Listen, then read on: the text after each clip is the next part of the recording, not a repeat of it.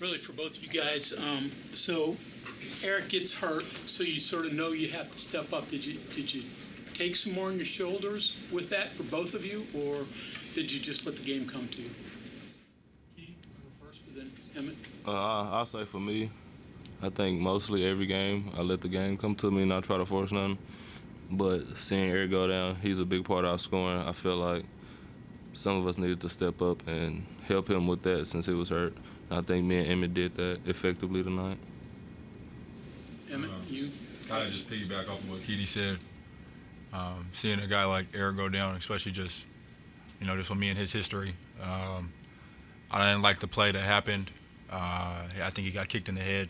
I saw it. I felt like, there should have been some looked at there and whatnot, but, the whistle's blown. He's on the ground, gets kicked in the head. I find that dirty, and, that's a little bit of motivation for me. So, obviously he's all right. That's Eric, so, he's good. But that's just, a little motivation factor for me, so. Emmitt, you break out with 20 tonight, 5 made free throws, and a lot going downhill to the rack. What did you see from them defensively that allowed you to attack? Just space. We got great shooters.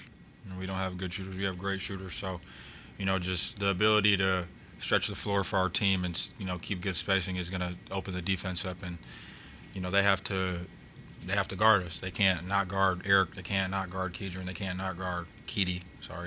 Can't not guard Joe. These are guys you have to guard. So, when you have to guard those guys and forget about me, I'm going to just go to the basket and score. So, I think that's really just all it is. I score within the flow of the offense tonight. I try not to force stuff. I just play basketball. So.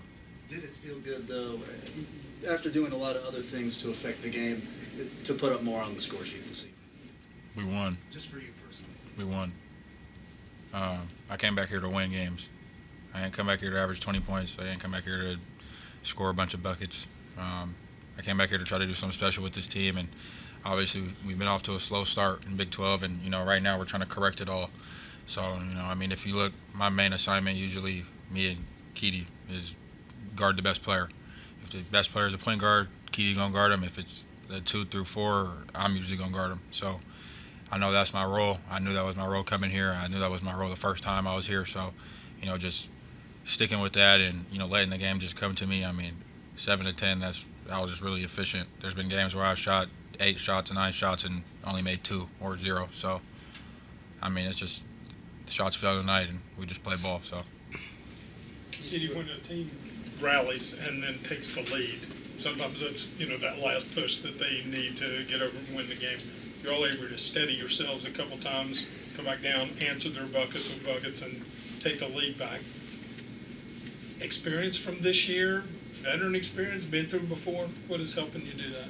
I'll say going through those first couple conference games, losing by 1 point, 2 points, I think that prepared us for this moment, And in the huddles, we always stay positive, say we're going to score the next time. Let's just get a stop, come back down, score.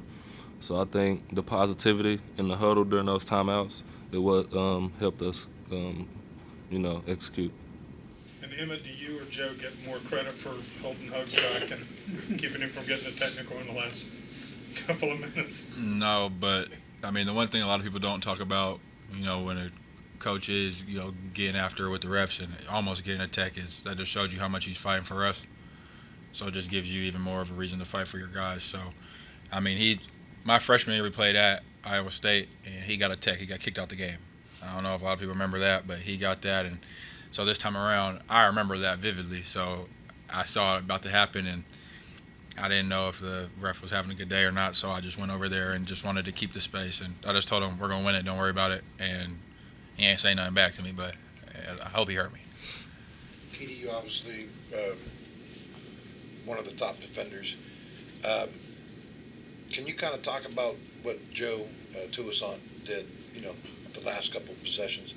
It's a 1-point game. Iowa State had that run out. And I don't know if he really affected Grill shot. Maybe he did, but, that could have been a big chance for them to come. And then obviously drawing the offensive foul on the next possession. What did Joe kind of accomplish there late in the game? That was a big play, taking the charge at the end, getting us the ball back to make 2 free throws. But I'll say it's just Joe's presence on the court. He's fast, He's kind of small, real active. So I think that bothers the offensive player when he's not even pressuring. They're so worried about if he's gonna reach for the ball, if he's gonna cut him off, or stuff like that. So I just think his presence is just big for us on the court, on the defensive end and offensive end. Keedy, what did you think about the energy from James Okonkwo tonight, especially on that rejection that went all the way into the stands? It seemed like it blew the top off the place. I think James could do that on a nightly basis if his head's in the right place. James is a big part of this team. He's without a doubt our best shot blocker. So I think him getting in there, altering shots, just being intimidating down there, that helps us a lot when we get beat off the dribble. Other one of you guys, Joe's technical is to us kind of out of character probably. You're going to need him later in the game. What do you say to him in the moment at halftime during the games to make sure that he is available, he is effective late in the game? It takes 2 techs to get ejected from the game. Joe's a New York guard. Joe's going to play with, he's going to be feisty, he's going to have energy. If he gets a bucket, he's going to let you know he gave you a bucket.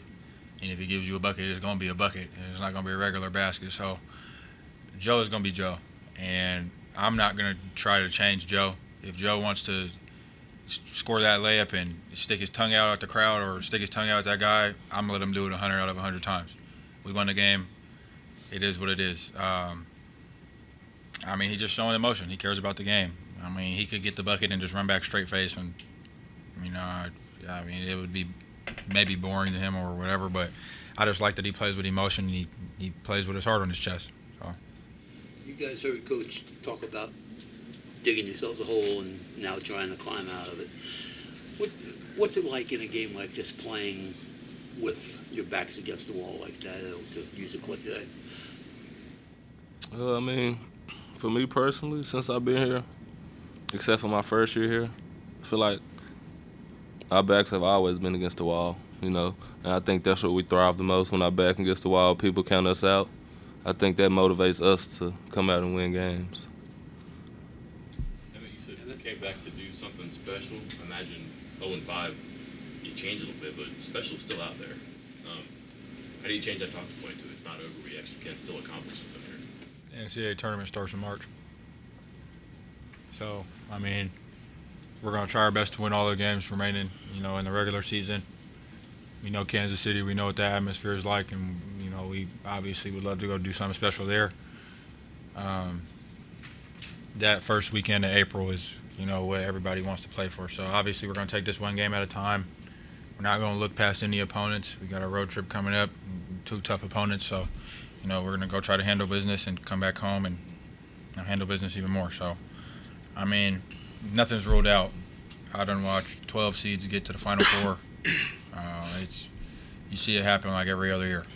So, I don't think we'll be that low of a seed. I think we'll get our, we're going to keep the wheels turning and get up to hopefully like a 5-6 seed and play from there. But national championship is what everybody wants. Coach Hogan said you didn't get into the offense, the set that you wanted to get into against the 1-3-1.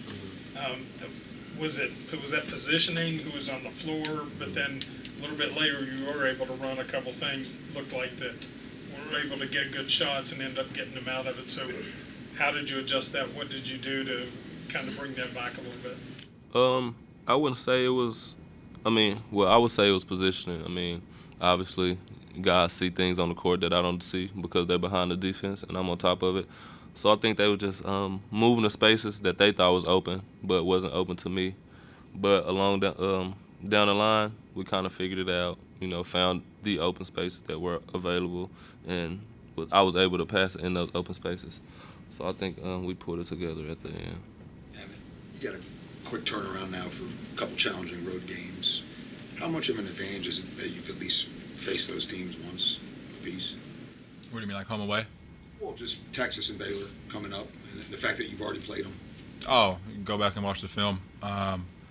I think right now it's looking at like the second half of Big 12 conference or conference play. So a lot of people's play style changes as you get deeper into conference. So we got to watch more film. We're probably gonna watch a bunch of film tomorrow and try to prepare our best. They're going to be running different sets. they're going to be playing different rotations. You know, they're going to have guys out there that probably didn't touch the floor the first time we played. So, you know, that's just how this conference is, and, you know, it's just a quick turnaround, and you just got to adjust. So I think, you know, I wouldn't rather be with anybody than our team right here, and hopefully we can go get some. For both of you guys, 30 fouls on Iowa State tonight, and I'm sure you guys would probably agree that maybe there could have been a few more called. In a style of game like this, start and stop, physical, and some of those calls don't come, is that it's frustrating, but is it something easy to get over, or does it linger because it is a physical game?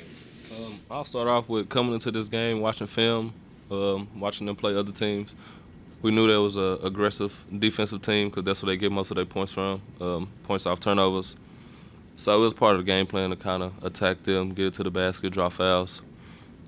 I feel like when obvious fouls aren't called, I mean, yeah, it bothers us, you know, but can't dwell on it. Just get back, you know, try it again. But it's up to the refs to call a foul, not us. I mean, complaining about the ref is like complaining about the weather. So, I mean, at this point, you know, it's a fifth-year college. It is what it is. You're gonna get a game where you get a crew that, you know, I don't want to say likes you or, you know, whatever. They're gonna call fouls your way, and you're gonna get a crew that calls fouls the other way. So, I mean, that's just something, you know, that you learn in college. So, I don't know. Try to be nice to the ref. And ask them how they were doing today. What they eat for breakfast. Like, I don't know. So, I just play basketball. I mean, that's really all you can do is let everything else control itself. And, you know, if they want to call the foul, they're going to call it at the end of the day. So. For either of you guys, do you guys think that you're flowing more cohesively on the court than you have been in the past few months of play? Like us two? Yeah, from either of you. How do you guys feel about the chemistry on court when you guys are playing? I think we've always had good chemistry. You know, I said that, you know, all the way back during the summer. I think, you know, our team, we hang out a lot outside of basketball. So, you know, that's carrying on to the floor. And, you know, I've also said this before, is our team got a guy that can go for 20 any night. It don't matter who it is. James can go for 20 if he wanted. Well, you know, if it happened. But we're explosive. Our team is explosive. We have good offense. We got a lot of scorers, a lot of shooters, guys that can finish around the basket. So it's really just a matter of whose night it's going to be. You know, we don't decide that before the game. It's just you get out there and whoever hits the first shot is like, all right, it's going to be his night tonight, and you just play on. Keedy, 3 of 6 from downtown today. How did it feel to just get some good looks in the rhythm of the offense and knock them down? I mean, it felt good. When I'm making shots, you know, obviously I'm a drive first type of person. But when I can step out and make shots, that opened up the drive for me when the defender's closing out. So I think it's good for me to make shots. So it gives me a little bit more confidence when I'm hitting shots. Guys, thank you. Yeah. Thank you.